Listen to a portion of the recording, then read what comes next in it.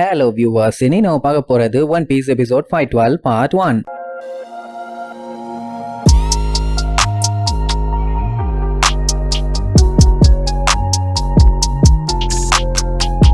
Open பண்ணா grand லைன்ல இருக்கிற ஒரு சாலிட்டரி ஐலாண்ட காட்டுறாங்க. அந்த ஐலாண்டுக்கு வெளியில பகியோட கப்பல் நின்னுட்டு இருக்குது. ஐலாண்டுக்குள்ள இருந்து கதறி கதறி அழுதுகிட்டு இருக்க சவுண்ட் கேக்குது. அட வேற ஒண்ணும் இல்ல, பகிய காப்பாத்தாம விட்டுட்டு வந்துட்டானுங்கல்ல. ஆனா கடைசியில அவன் அந்த பிரிசன்ல இருந்து தப்பிச்சத வளைச்சு வளைச்சு பிரிண்ட் பண்ணிருப்பானுங்க. சோ ஒரு ஹீரோ மாதிரி அங்க இருந்து தப்பிச்சு வந்துட்டீங்க, உங்களுக்காண்டி நாங்க காத்துக்கிட்டு இருக்கோம். கேப்டன் பகி, நீங்க எங்க இருக்கீங்க? நீங்கள் இல்லாமல் நாங்கள் இல்லை. உங்கள் வரவை எதிர்பார்த்து காத்து கொண்டிருக்கும் உங்கள் டீமை ஏமாத்தி விடாதீர்கள் அப்படின்னு இவனுங்க ஒரு சைடு உட்காந்து கதறிட்டு இருப்பானுங்க. ஆனா அந்த சிங்கத்தை பாத்தீங்களா, அது சோத்த நினைச்சு கதறிட்டு இருக்கும். அதே நேரம் ஆப்போசிட்ல பார்த்தா நம்ம பகி அந்த பிரிசன் ஆளுகளோட வந்து நின்னுட்டு இருப்பான். அவனாலுமே அழுகைய கண்ட்ரோல் பண்ண முடியல. அட அவன் டீம் மொத்தமும் இவன் மேல இவ்வளவு நம்பிக்கை வச்சிருக்காங்கன்னு அவனுக்கு சந்தோஷம். மறுபடியும் அவன் டீமோட போய் சேர்ந்துக்கிட்டான். இப்போ பகிய ஃபாலோ பண்றதுக்கு ஒரு பெரிய கூட்டமே இருக்குது. ஆனா ஆல்விடா பார்த்துட்டு செம்ம காண்டாவா. ஆமா, அவனை காப்பாத்த போகணும்னு கிளம்பினானுங்க. ஆனா உள்ள போகணும்னா ஏகப்பட்ட பஞ்சாயத்து இருக்கு. அப்படியே போனா கூட நீங்க உயிரோட திரும்பி வர முடியாதுன்னு சொன்ன உடனே அவங்க உசுர காப்பாத்தணுங்கிறதுக்காக கேப்டன் பகி உங்களை நாங்க என்னைக்குமே மறக்க மாட்டோம், நீங்க நல்லபடியா இருக்கணும்னு சொல்லி அவனுக்கு பாட்டுக்கு அவனை கை கழுவிட்டு கிளம்பிட்டானுங்கல்ல. இப்ப மட்டும் என்னடா மானே தேனே பொன்மானேம்பா, அவனுங்க சைலண்டாரு, எதுவும் சொல்லாதாம்பானுங்க. எது பகிக்குமே புரியல. பட் இருந்தாலும் அந்த பிரிசன்ல இருந்து தப்பிச்சு வந்தவங்களும் பழைய பகியோட டீமும் ஒன்னா சேர்ந்து பகிய வேற லெவல்ல செலிப்ரேட் பண்ணுவானுங்க. அதுக்கப்புறம் மாத்தி மாத்தி இன்ட்ரோடியூஸ் பண்ணிக்குவானுங்க. இவன் தான் பகியோட ஃபர்ஸ்ட் மேட், இவன் பேரு மோஜி. அடுத்து இவன் தான் சீஃப் ஆஃப் ஸ்டாஃப் கபாஜி. அடுத்து இந்த மோஜியோட படி ரிச்சி,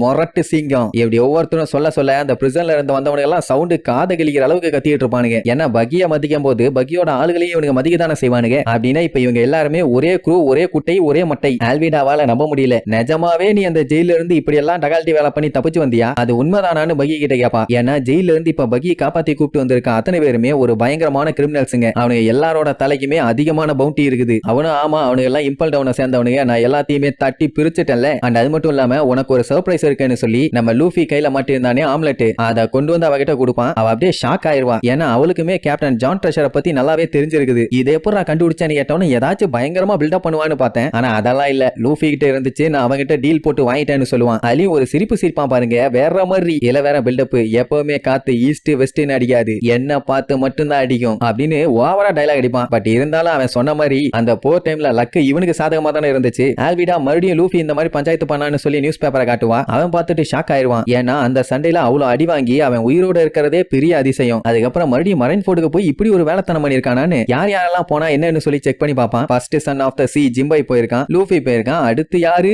எது ரெய்லியா அப்படின்னு பார்த்துட்டு பயங்கரமா பீதி ஆயிருவான். அவனுக்கும் ஸ்டார் லூஃபிக்கு என்ன சம்பந்தம்? என்னால இந்த சிச்சுவேஷனை கண்டிப்பா ஏத்துக்கவே முடியாது அப்படின்ட்டு பயங்கரமா ஒன்னொன்னா யோசிச்சு பார்ப்பான். இப்ப என்னன்னா லூஃபியோட அப்பா ஒரு பெரிய ரெவல்யூஷனரி ஆர்மியை சேர்ந்தவர். அவரு தான் டிராகன். அவனோட தாத்தா கார்ப்பு நேவில ஒரு பெரிய ஆளு. இப்ப ரெய்லி அவன் கூட சுத்திட்டு இருக்காருன்னா மேபி அவன் லூஃபியோட அங்கிளா இருக்கும்னு ஒரு சின்ன டவுட். அந்த டைம் மிஸ்டர் 3 கவர்மெண்ட்ல இருந்து பேட் ஒன்னு நமக்கு மெசேஜ் கொண்டு வந்திருக்குன்னு சொல்லுவான். உடனே அவனுக்கு தூக்கி வாரி போடும். அட பாவி பயலுகளா, அப்ப கவர்மெண்ட் ஆளுகளுக்கு நான் இங்க இருக்கேன்னு ஆல்ரெடி தெரியுமான்னு. அப்படின்னா நேவி ஆளுங்க யாரையாச்சும் வர வச்சு இவனை கடத்திட்டு போக கூட பிளான் பண்ணலாம்ல. அப்ப சண்டைக்கு எல்லாம் ரெடியா இருங்கன்னு கத்திட்டு இருப்பான். உடனே மிஸ்டர் 3 வந்த மெசேஜ் ஓபன் பண்ணி பாப்பானா. அவனால அவன் கண்ணையே நம்ப முடியல, அந்த அளவுக்கு ஒரு பயங்கரமான மெசேஜ். ஏன்டா எனக்கு வந்த மெசேஜ் நீ ஏன்டா படிச்சிட்டு இருக்க, கூறுகட்ட கொய்யாலேன்னு பச்சை பச்சையா திட்டுவான். அப்படியே அங்க கட் பண்ணி சபாடி ஆர்கிபெலகோவை காட்டுறாங்க. அங்க 44வது மரத்துக்கிட்ட தான் நம்ம 1000 சன்னி கப்பல் நின்னுட்டு இருக்குது. எப்படி லூஃபியோட கப்பல் இங்க ஒண்ணு நிக்குதுன்னு தெரிஞ்சா அங்க இருக்க கொள்ளக்காரனுங்க எல்லாம் சும்மா இருப்பானுங்களா என்ன? சோ சண்டைக்கு வருவானுங்க. ஒழுங்கா இதை கொடுத்துருங்க, நாங்க இதை ஒரு நல்ல பிரைஸுக்கு எங்கேயாச்சும் வித்துருவோன்னு. ஏன்னா அவன் இங்க இல்லன்னு தெரிஞ்சு போச்சு. அப்புறம் எப்படி கப்பலை விடுவானுங்க? ஆனா அந்த கப்பலை ப்ரொடெக்ட் பண்றதுக்கு தான் நம்ம ஃப்ளையிங் ஃபிஷ் ரைடர்ஸ் இருக்காங்களே. கோயாளைகளா,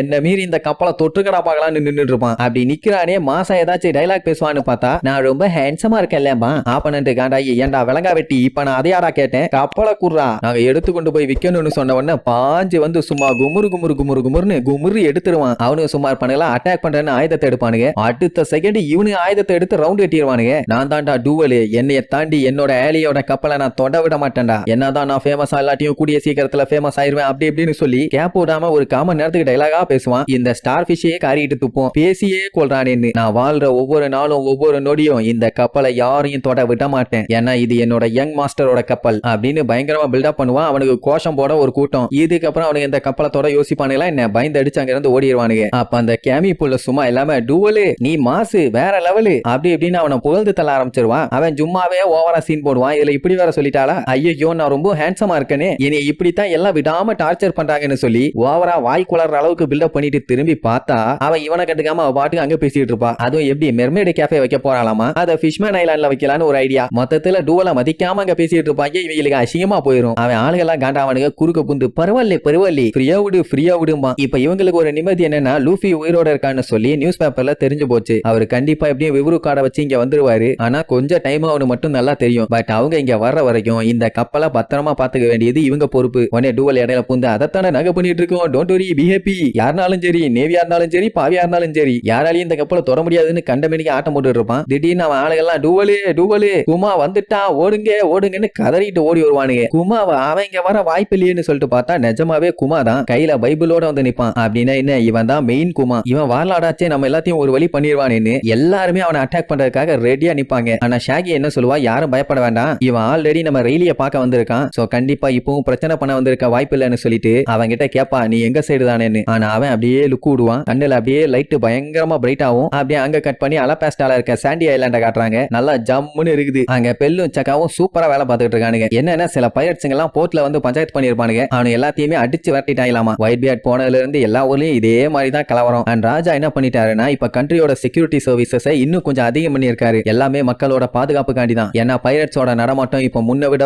ஓவராவே இருக்குது. ஒயிட் பியர்ட் சாகும்போது எல்லாத்துக்கும் பெரிய ஆப்பா வச்சு விட்டு போயிட்டா என்ன பண்றது, இனிமேட்டு எல்லாருமே கேர்ஃபுல்லா இருந்துதான் ஆகணும். கோப்ராக்கு என்ன தோணும்னா எல்லா பைரட்ஸுமே நம்ம லூஃபியோட க்ரூ மாதிரி இருந்துட்டா எந்த ஒரு பஞ்சாயத்துமே இல்ல. ஆனா அவனுக்கு தான் அப்படி இருக்க மாட்டேங்கிறானுங்களே. அண்ட் இன்னைக்கு நியூஸ் பேப்பரையும் படிச்சு பார்த்துட்டு அதுக்கப்புறம் தான் இவங்களுக்கு கொஞ்சம் நிம்மதியா இருந்துச்சாமா. ஏன்னா அந்த வாருக்கு அப்புறம் லூஃபிக்கு என்ன ஆச்சு ஏதாச்சுன்னு எல்லாத்துக்குமே பதட்டம். அடுத்த நியூஸ் வந்ததுக்கு அப்புறம் தான் அவன் நல்லா இருக்கான்னு தெரிய வந்துச்சு. கோப்ராக்கு ஒண்ணுதான் புரியல. ஏன்னா கொஞ்ச நேரத்துக்கு முன்னாடி விவி நியூஸ் பேப்பரை பார்த்துட்டு செம ஹாப்பியா வந்திருப்பா. அதாவது லூஃபிக்கு எதுவும் ஆகல, நல்லா இருக்கான்னு சொல்லிட்டு. ஆனா திடீர்னு அதே நியூஸ் பேப்பரை பார்த்து அவன் மூஞ்சி அப்படியே சீரியஸா மாறிடுச்சு. அவ பாட்டு ரூமுக்கும் ஓடிட்டா. அதான் என்னன்னு ஒண்ணும் புரியல. அங்க விவி பார்த்தா லூஃபியோட கைய பாப்பா ஏதோ நம்பரு மார்க்குன்னு என்னென்னத்தையோ எழுதி வச்சிருப்பான். அது என்ன புது ஃபேஷனா என்ன கன்றாவியோ, ஆனா உயிரோட இருக்கானேன்னு நிம்மதியா இருப்பா. அப்படியே கட் பண்ணி கிராண்ட்லைன்ல இருக்க ஏதோ ஒரு கண்ட்ரியை காட்டுறாங்க. அங்க இருக்க மக்கள்லாம் யாரையோ பார்த்துட்டு பயங்கரமா பீதியில இருக்காங்க. இவன் இந்த ஐலாண்டுக்கு வந்திருக்கான், ஐயோன்னு. அட வேற யாரும் இல்ல, நம்ம crocodile தான். அவனுமே நம்ம லூஃபியோட நியூஸ பார்த்துட்டு போர் நடந்து 3 வாரம் கூட முழுசா முடியல, அதுக்குள்ள மரைன் ஃபோர்டுக்குள்ள போய் பூந்து விளையாண்டு வந்துட்டானா. சாவுக்கே பைய சவால் விட்டுருக்கான். சரி அங்க என்ன பண்ணிட்டு இருந்தான் அவன், ஒன்னும் புரியலையேன்னு கூட இருக்க அந்த டேஸ் கிட்ட கேப்பானா. அவன் லூஃபியோட உடம்புல இருக்க காயங்கள் எதுவுமே சாதாரண காயங்கள் இல்ல, அவ்வளவு சீக்கிரத்துல எல்லாம் ஹீல் ஆகாது, நீங்க என்ன நினைக்கிறீங்கன்னு ஒரு மாதிரி கேப்பானா. அப்பவே அவனுக்கு தெரிஞ்சு போச்சு சர்காஸ்டிக்கா இவனையே அவன் பேசுறான்னு. நான் எல்லாம் சரியாயிட்டேன், நான் இனி இங்க இருக்கிறதா இல்ல,